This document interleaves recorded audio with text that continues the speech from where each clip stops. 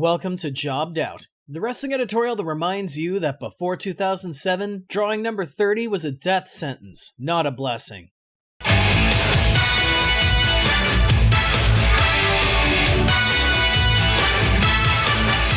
It's late January, and you know what that means. It's Royal Rumble time. This is the only major show that the WWE can reliably put out every year that brings back the attention of disheartened wrestling fans who had given up on the product previously. The big one that usually gets the tone for the next few months and begins shaping the card for the granddaddy of them all, WrestleMania.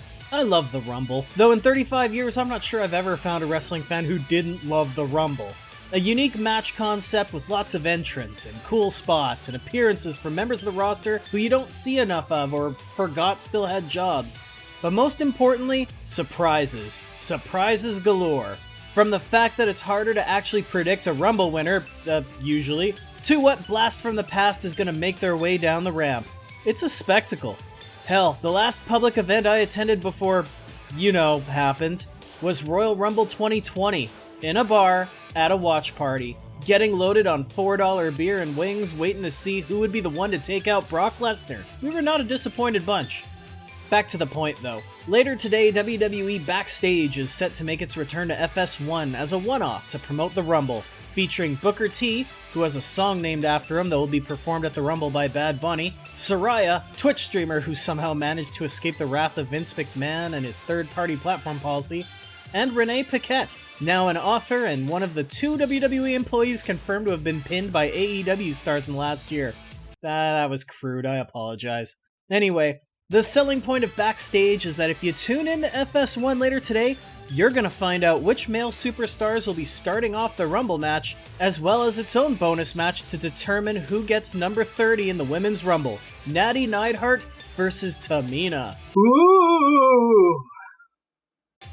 Now, the big reason they're doing this is because Fox wants a big ratings pop, which, I'm sorry, but if that were true, wouldn't they air it on, Fox instead of FS1, and maybe offer up the number 30 spot to someone that everybody would lose their mind seeing instead of Tamina freaking Snuka?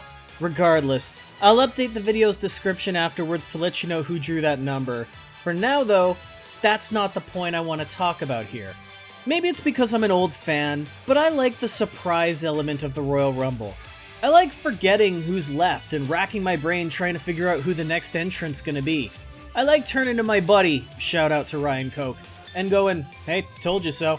It adds to the buzz of the match. The idea that anybody can win the thing, even if out of 30 superstars, there's only like 3 who can actually win it. Spoilers, one of those 3 is not Tamina freaking Snuka.